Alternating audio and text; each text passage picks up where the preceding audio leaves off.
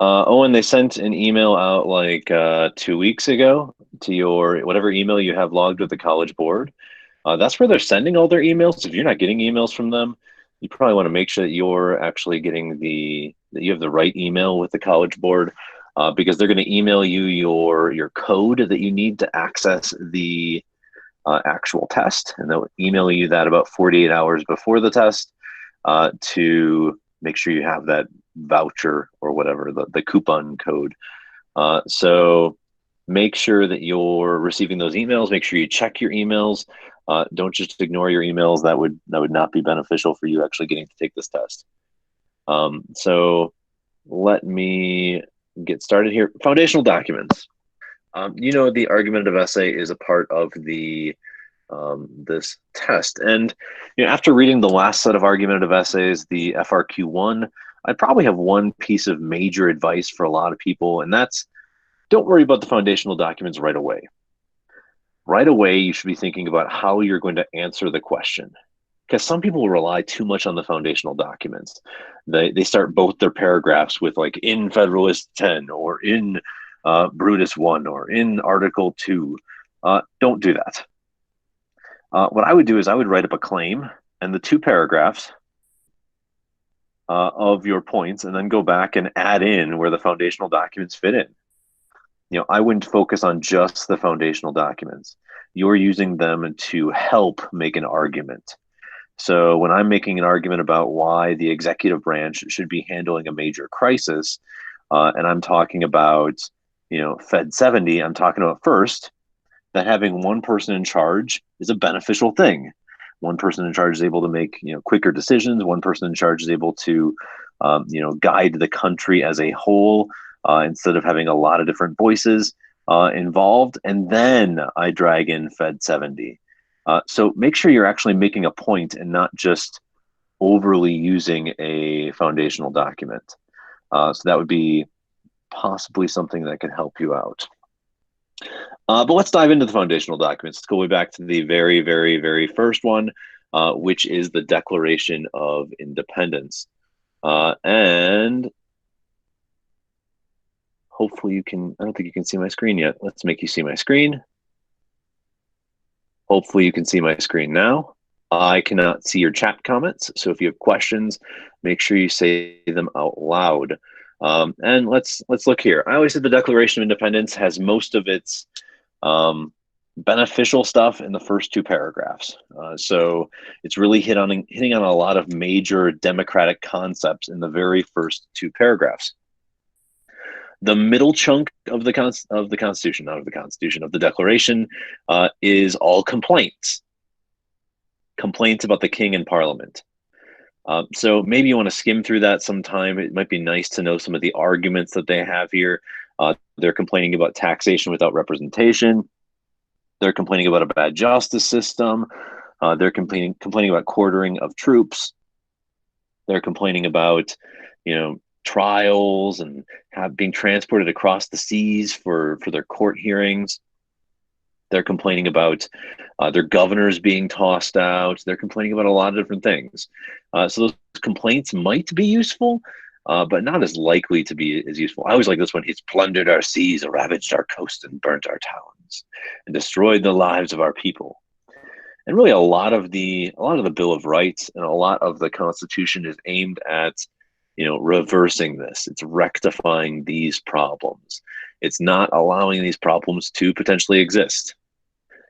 So I would skim through the complaints if you have some time. That might be an area to touch on. But a lot of the area with some real concepts come in the very first two paragraphs.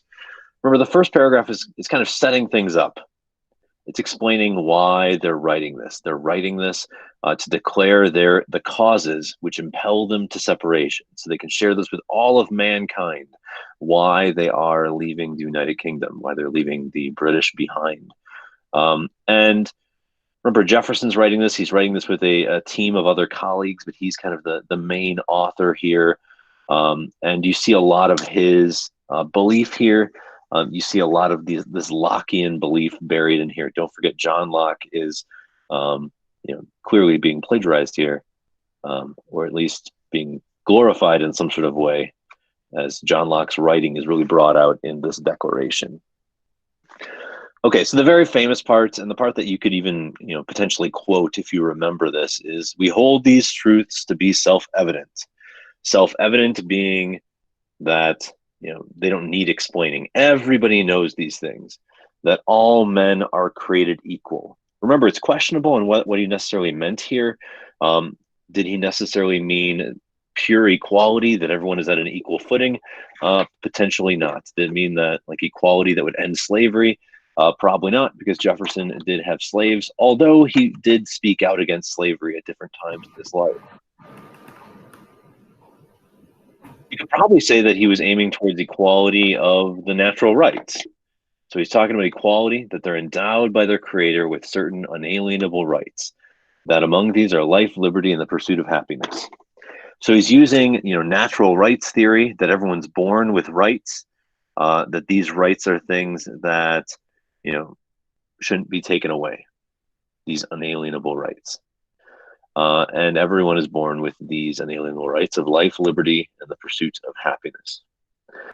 And he's making an argument that governments, to secure these rights, governments are instituted among men, deriving their just powers from the consent of the governed. So the part where he's talking about that to secure these rights, governments are instituted among men, that's very much the social contract. And the social contract gets its power from the people, popular sovereignty.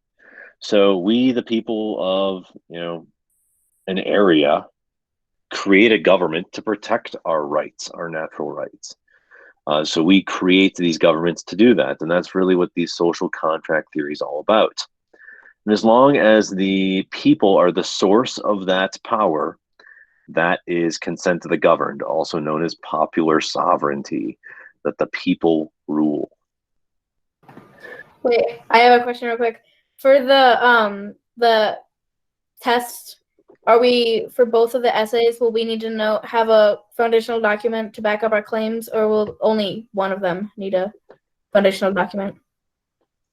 Only the argumentative essay needs a foundational document, and you only need to mention one. If you saw my sample from the last FRQ, you would see I used a foundational document in the first one, and you wouldn't necessarily need one in the second one if you can talk about something else from your time in this class. So I talked about, what did I talk? I think I talked about the bully pulpit in my second paragraph. My first paragraph was about Fed 70. But the scenario FRQ, you're probably not going to have to know a foundational document. But I won't know what foundational documents you will have for the argumentative essay. Could be anything, any of these 9. Okay, so here we have, the start of the social contract, that we create a government to protect our rights. And the end of the social contract is pretty much always that whenever any form of government becomes destructive of these ends, it's the right of the people to alter or abolish it and to institute a new government. So if the government's not protecting your rights, you get rid of it and you get something else, something that will protect your rights. And I'd probably say that's the most important area to focus in on. It's talking about social contract theory. It's talking about equality. It's talking about natural rights. It's talking about popular sovereignty. That's all in there. And that's really important to know. So I'd make sure that you remember all those different ideals that are buried into our declaration. The rest of that paragraph is basically saying, hey, the king has violated basically all of this. And then here's the proof, all our complaints. And then signatures. Hey, any questions on the declaration? Or can we move on?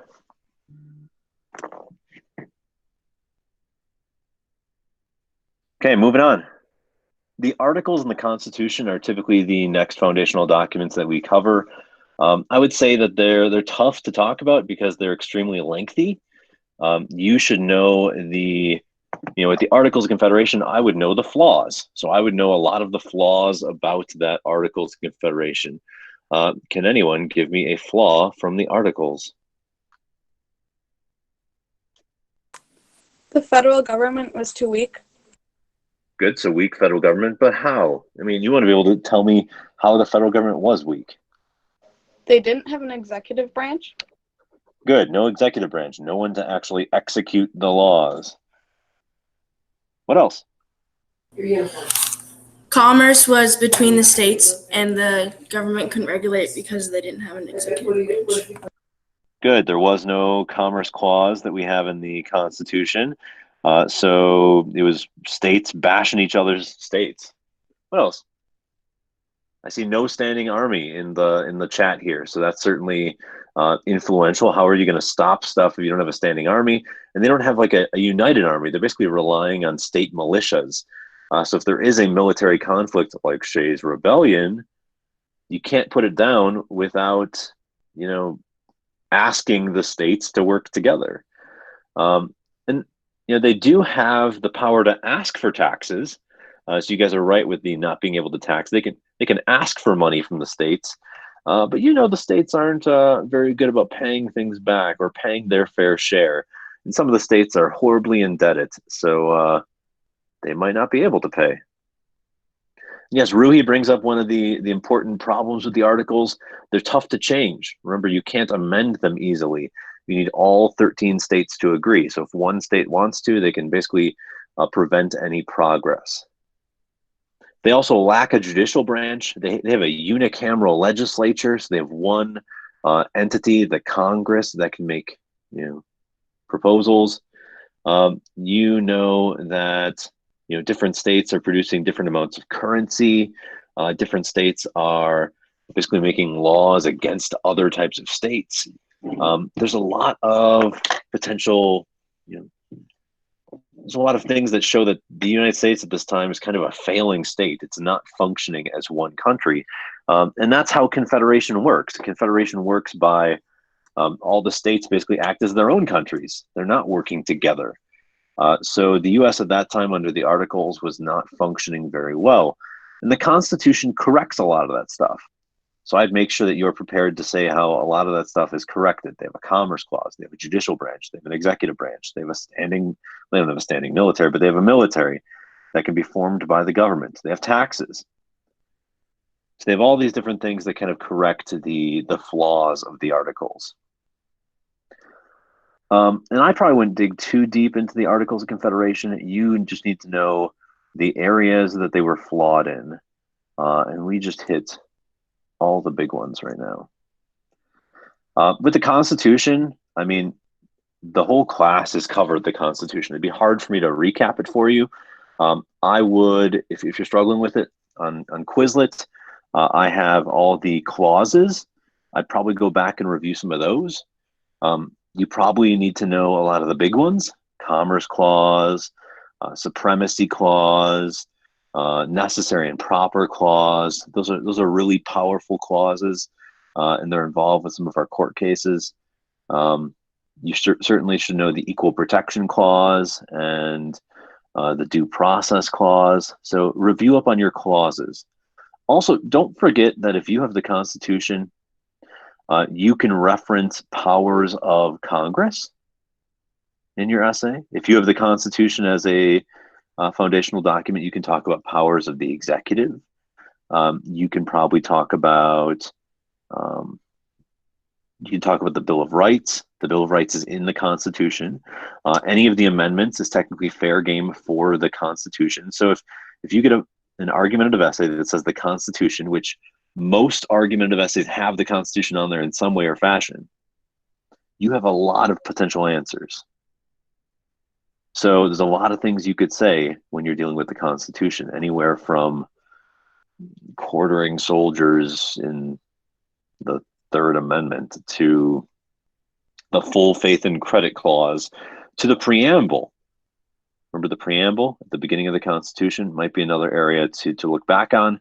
We the people, in order to form a more perfect union, establish justice and domestic tranquility, provide for the common defense, promote the general welfare, protect the blessings of liberty to ourselves and our posterity. That might be useful at a time. I've seen some people use it in essays. Any questions about the Constitution?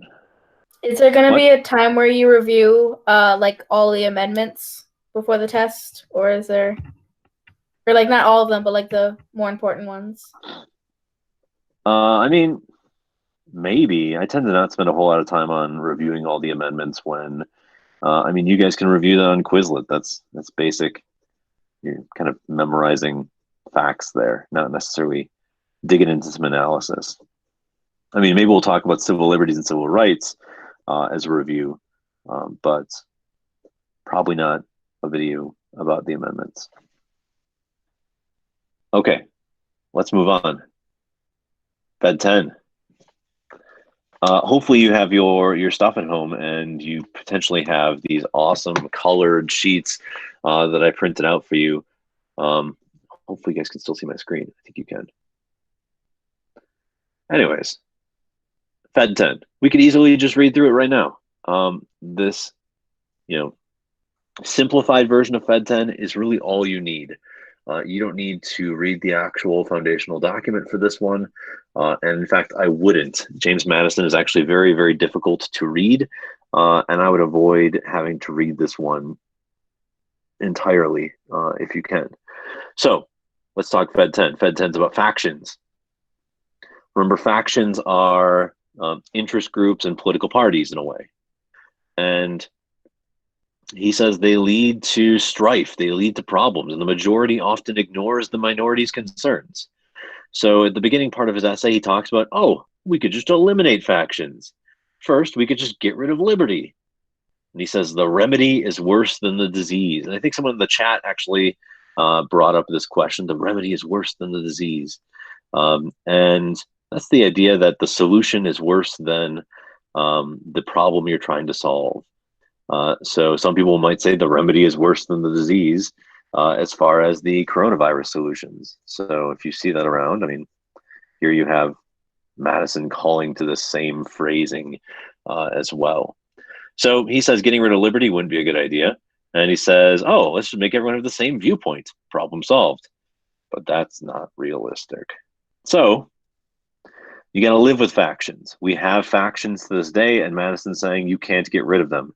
Tough. So he references there's two types of factions. Small factions, so small groups of people, and these are not likely to cause any problems. So don't worry about them. But what if there's a faction that has the majority of the population? How do we maintain a government that's a republic while protecting the minority from the majority? He's afraid of tyranny of the majority, that the majority is going to destroy the minority. And so he says, if we have a huge country, those majority factions are never going to really be able to get enough power. And the country's going to have too diverse of opinions for a large faction to really destroy the minority. There's going to be too many viewpoints. There's going to be diverse interests. And there's more factions competing. Don't forget Mean Girls. If you put the Mean Girls click the plastics in a bigger school, they're going to be less impactful. There's going to be more factions competing. There's going to be more viewpoints and more diverse interests. So they won't be able to control things. So Madison's calling for the Constitution to be approved. He says lots of groups is a good thing. Lots of different groups fighting for their opinions is a good thing. He is fighting for pluralism. Fed 10 is all about pluralism. So really important to realize here. It's talking about having a lot of groups competing, and that creates the best interests of the people.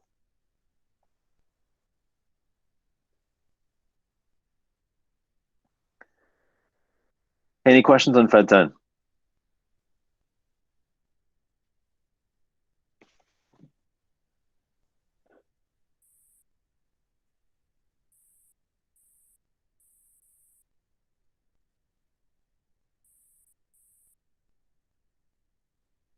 Okay, let's go to Brutus.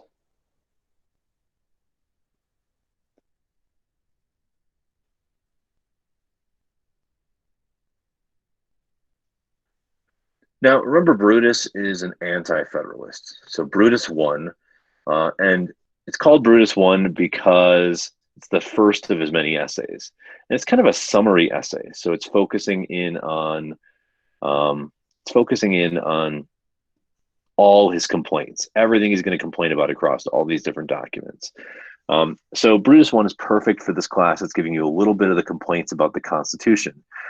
Brutus does not like the Constitution. He's pointing out the flaws and the things he doesn't like in it. Remember, Brutus is not his real name. He's just using that, just like the Federalists wrote under the name Publius. And Brutus has a lot of different issues with the Constitution. He does say that the Articles of Confederation, and if you have this document, if you don't, you can find it in the files on Canvas, just like all these documents are in the files on Canvas. And I would just focus in on the annotations because we don't have a whole lot of time to read the document word for word. He points out the Articles do have flaws, but the Constitution doesn't necessarily make everything better. It has its own flaws as well. For example, let's look at some examples here. The new government's going to lead to a loss of liberty, so less freedom, because you're creating a federal government. When you create a central government, you're unlikely to get that power back. So he's saying, okay, the states have a ton of power right now. You're not going to get that power back if you give it to a central government. So he's afraid of loss of power here. Remember, Brutus believes in more of a participatory government. And Hamilton's the guy that's more of an elitist, but we don't have any essays from him talking about elitist beliefs. So Brutus is more of a participatory guy. He likes people directly participating with their states, whereas Madison is saying pluralism is the way to go, groups. So here we have a lot of power taken away from the citizens, given to the federal government. For his first example, so that's kind of his claim. Central government's going to take away a lot of power from the people. It's going to become too powerful. And his first piece of evidence, the necessary and proper clause, which I think you guys would agree, he has some points here. The necessary and proper clause combined with other clauses can do pretty amazing things that the framers never imagined.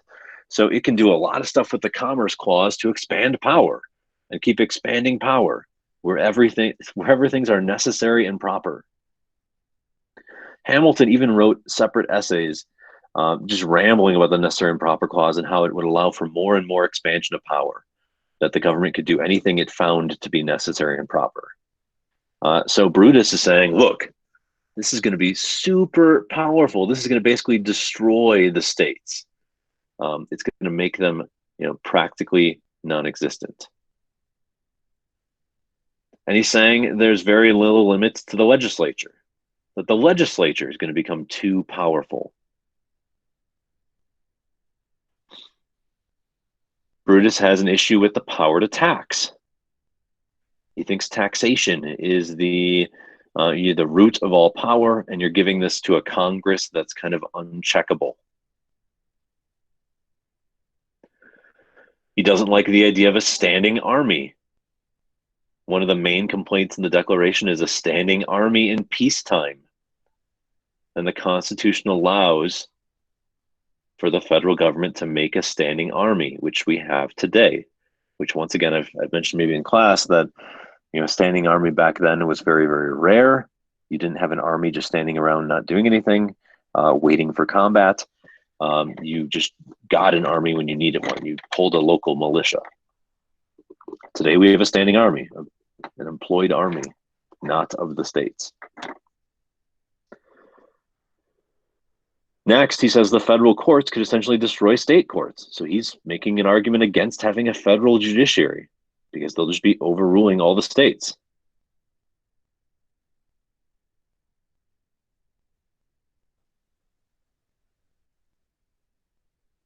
It's human nature that the central government will just keep growing and growing in power.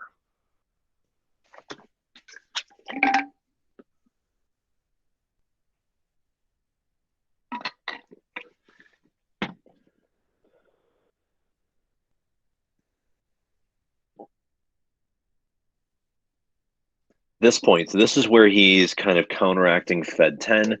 One of the fears of Brutus is that if you have a large republic, you're not going to have good representation, and you're not going to have like successful legislature. You're going to have gridlock because they're going to be torn between multiple opinions. So a legislator is going to be representing so many people, they're not going to know who to side with.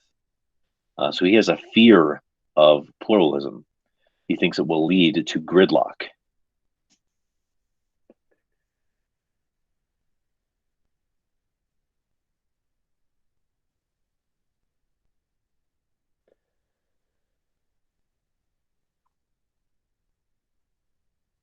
If I'm moving too fast, I mean, you guys can always ask questions. The last thing I'd add about Brutus in here, he does have a fear that, if you have very little positions of power, if you have a Senate with very few seats, or better yet, a presidency where there's only one person, these powerful elected positions are going to attract the most ambitious and sneaky men who are likely to abuse their power. So he's afraid that a major position of power like a president could attract people that are only interested in themselves, that they're ambitious for the sake of ambition, that they just want to make themselves look great, and they're going to take on whatever deceit they want to get into that position of power. They'll lie to get that position of power, and that could lead to more abuse of power and misconduct. Brutus probably would have favored having multiple executives.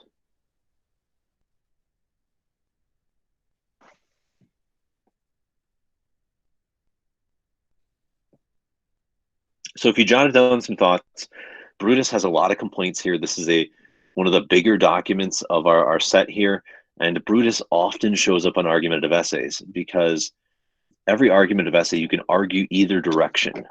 And if you're arguing in favor of, okay, if you have Fed 10 on there, Brutus is kind of the opposite of that. If you have Fed 51 on there, Brutus is kind of the opposite of that in some ways. If you have Fed 70 or Fed 78, Brutus is pointing out the flaws in those things. So maybe we'll hit on these as we go through the three remaining Federalist papers. Let me see if you guys got any questions back in the chat here.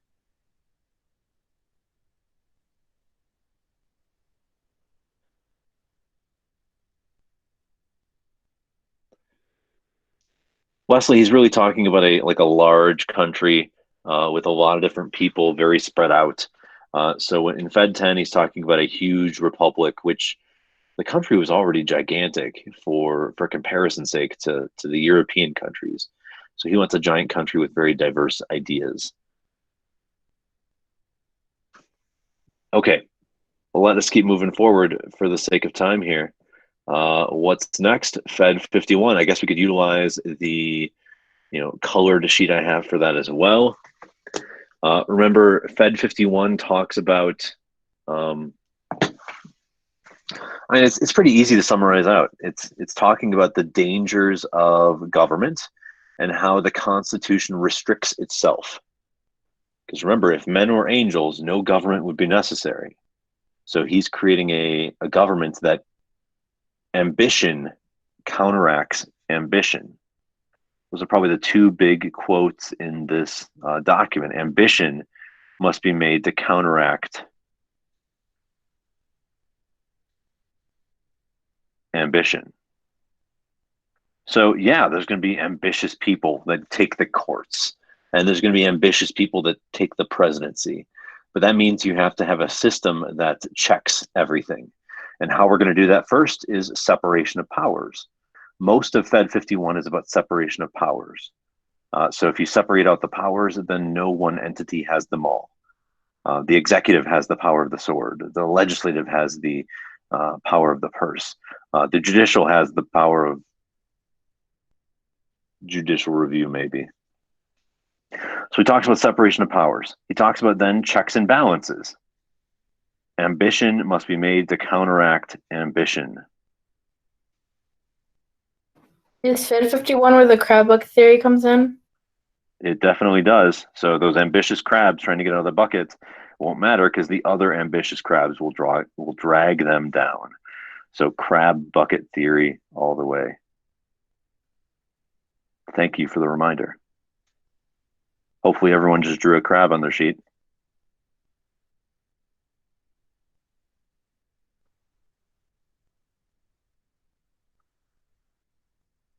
I did. So separation of powers is in there, checks and balances in there, federalism is in there. There's a check between the federal and the states, and bicameralism is in there as well. Bicameralism, the idea that you have, each house of Congress checks the other. So all four of those things are in there. Separation of powers takes up the biggest chunk of the document, and checks and balances takes up the second biggest chunk of the document. And he spends later essays fleshing out federalism and bicameralism in more detail. But essentially he's saying that we've created a system here in the Constitution that ambition counteracts ambition. We've made a system that checks. So no one can take, no ambitious, horrible person can really rule everything themselves. So we have a system that limits that. And this is the opposite of Brutus, who says that ambition is a major fear of himself, of this Constitution. Brutus is afraid ambitious people are going to get that presidency and use it for not good things. Okay, checking in on the chat here. No questions.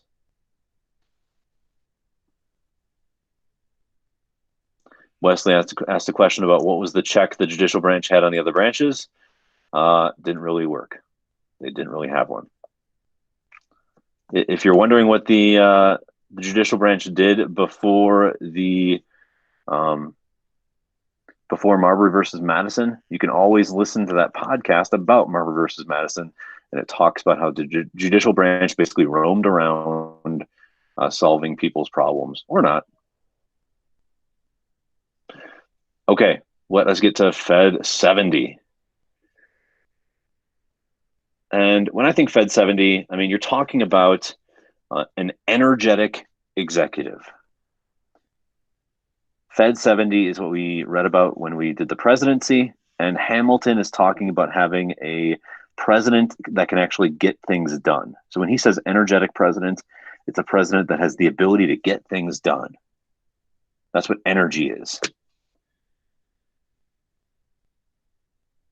We have to have an energetic president.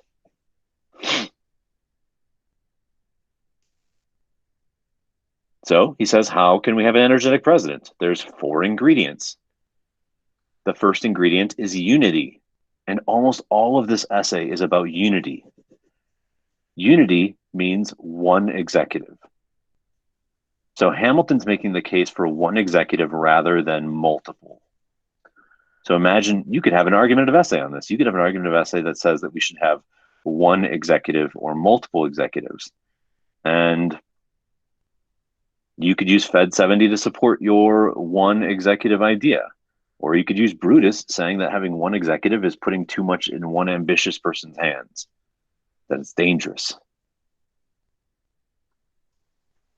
So Hamilton says unity, duration, that a president serves more than like just a year and can get reelected, an adequate provision for its support, and competent powers.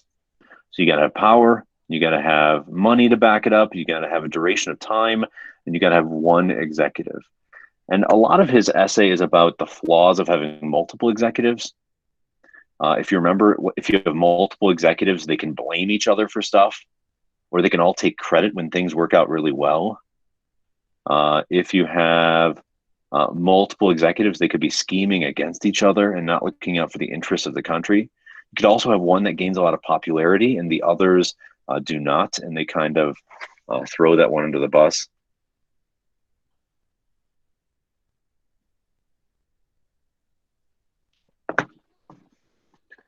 Let me see if there's anything else I can point out in this one.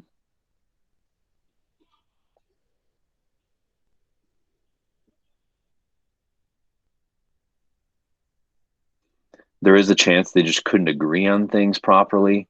Remember, he also says in Fed 70, you could have like a council, but there's dangers of having a council as a check on the executive too.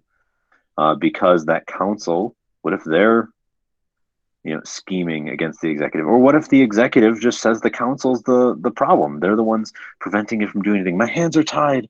The council just won't let me have any progress.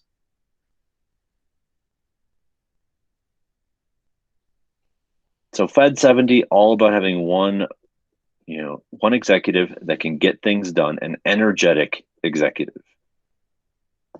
Okay, let's check on the questions. And back we go to Fed 78. Almost out of documents. Fed 78, also written by Hamilton. He talks about the judicial branch. And he first kind of makes the case that the judicial branch is pretty weak. It doesn't have the power of the sword. It doesn't have the power of the purse. It's already really, really weak. So he's making the case that the judicial branch should be as independent as possible so they can function. And he says they should be independent, and that's okay because they are pretty weak if they're independent. And the best way to keep them independent, according to Hamilton, is to let them have life terms.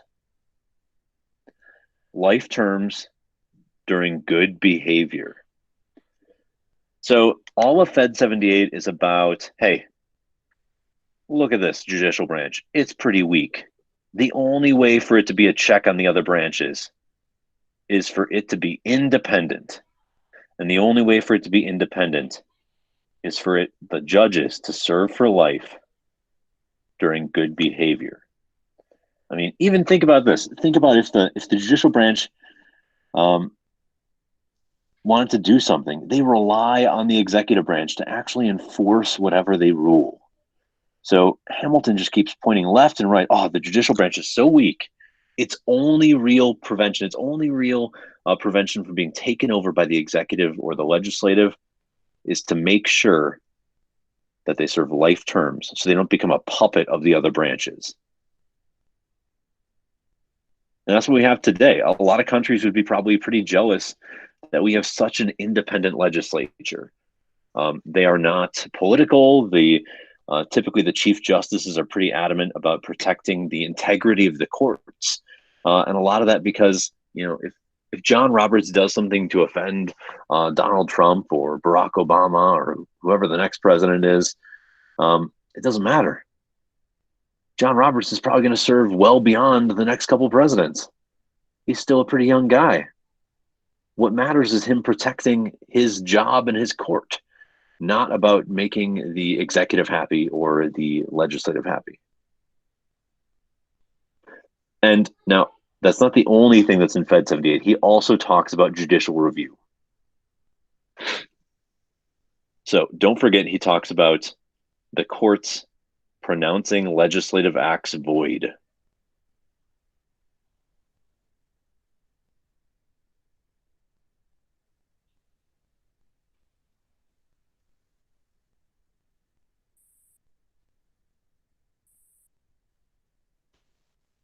So here he is. He's saying that legislative acts should be able to be made void by the judicial. So he's making a case for judicial review.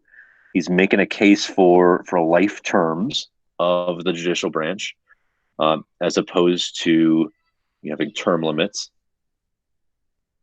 And he's basically saying, having this constitutional judgment from the courts. Look, and he's basically saying that it's safe to put judicial review in their hands. Because they're not going to bend the will of the executive. The court has ruled in favor of things Trump has wanted, and they've ruled against things Trump has wanted. So they don't have to bend the will of the executive at all. I hope I didn't make this one too complex. He's making two cases here. He wants an independent judiciary. Best way to do that is by having life terms. And an independent judiciary is going to allow for judicial review safely without political pressure.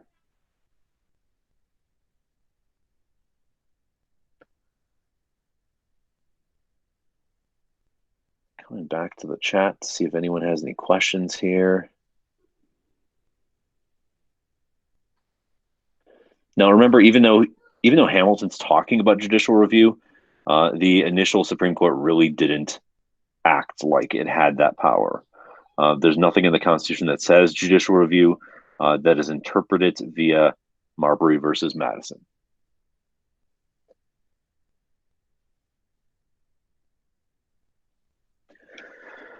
Whew. And remember, Brutus would say, oh, Fed 70, he would say that's horrible to have one executive. You want to have multiple.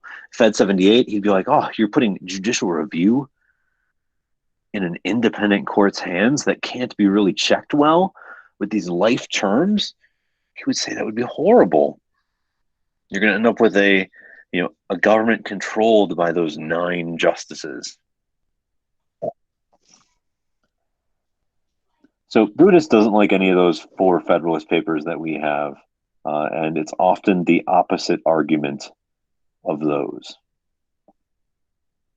And our last foundational document, and the one that a lot of people think might be the foundational document this year, remember, civil liberties and civil rights is on the test.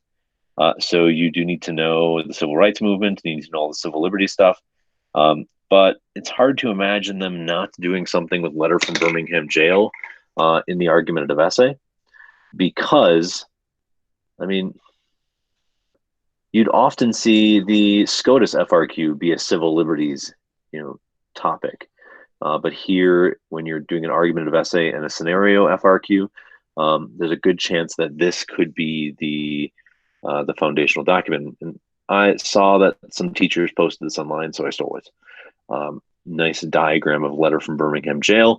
You guys know it's a letter that Martin Luther King Jr. wrote on a ton of scrap paper from in jail, where he was arrested with a bunch of youth and protesters protesting for, they're protesting against the treatment from the Birmingham government, and they're protesting for voting rights. And here they are in the most segregated city in America at that time. And they're protesting that segregation. They're trying to send a message. And so they had a march, and then they were arrested. And King explains that, some of the hardships endured during the protests, such as extreme police brutality and the churches not helping, supporting the protests. But he explains that the movement will still prevail, that this movement's going to keep going, that we're going to keep protesting, we're going to keep marching. And that this is the way for them to see some sort of change. He does make a lot of connections to Christianity, and he does make a lot of connections towards, trying to encourage people to help. You may recall when we went through the document a little bit, he talks about how, African Americans are having to explain to their children how they can't go to like amusement parks because they're only for white people. African Americans are having to deal with police brutality. African Americans are not being able to vote.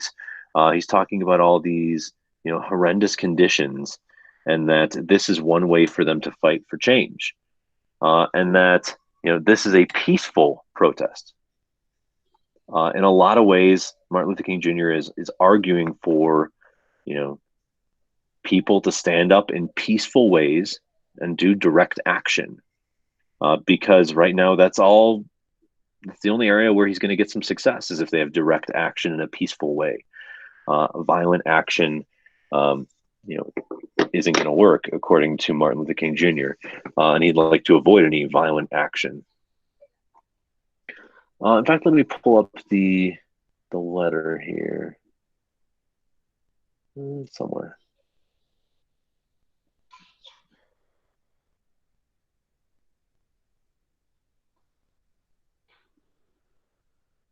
You guys might still have this assignment here. Let's see if I can pull any chunks here. So he's making an argument for direct action. He's making an argument that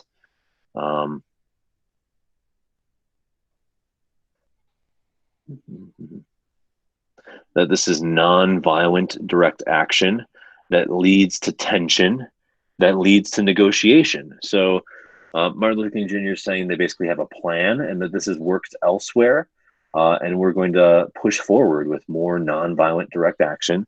That non-violent direct action gets tension from the white populace, and then it gets bad media press every single time because the police overreact and there's violence.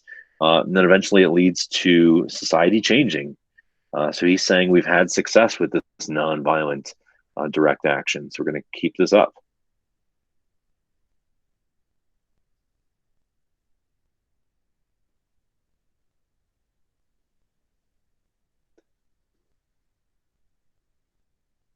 So he's got a process for trying to make change here, and it involves direct nonviolent action.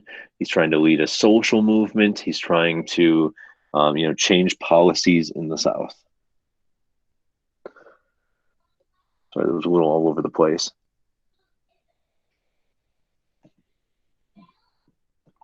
Any questions about that one?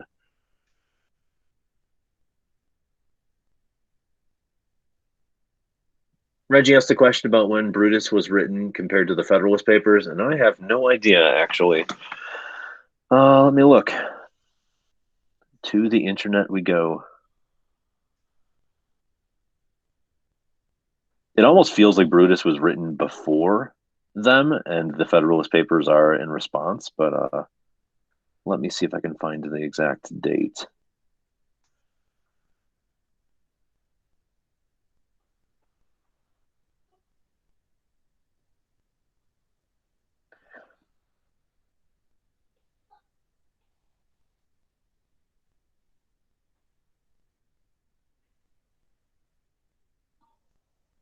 October 18th, 1787 is when Brutus 1 was made.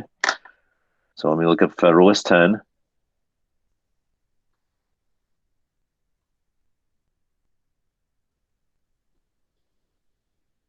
Fed 10 was November 22nd. So Brutus came first. And the Federalist Papers came after. Great question. Now I'm going to remember that. Okay, other questions about any of the foundational documents?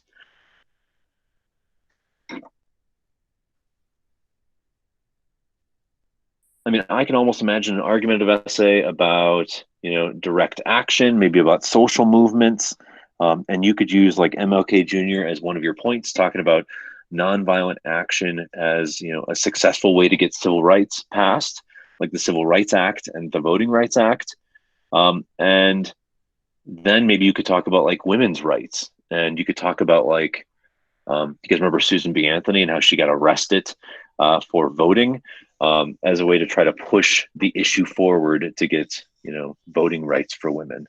So I could easily imagine an argumentative essay about that exact topic, about social movements pushing for change, and whether or not they should do so.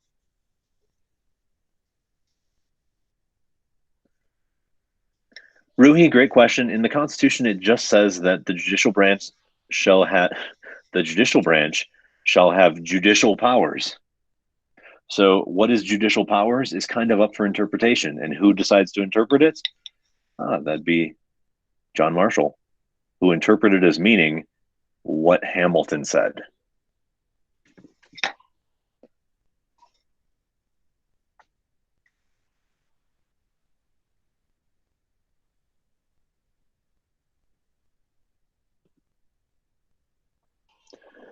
Other questions?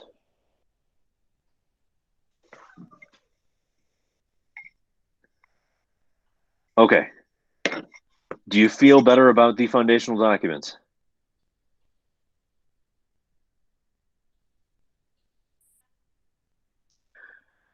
If not, there is still a foundational document cheat sheet on the Canvas main page down under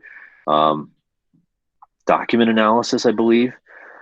You also have a Wednesday optional activity that has to do with the foundational documents and Harry Potter. So hopefully some of you will take advantage of that activity. And don't forget, I think we have an argumentative essay coming up this Friday So for the Friday FRQ, it's going to be argumentative. You get to showcase some of that knowledge of foundational documents. I am going to stop this. Any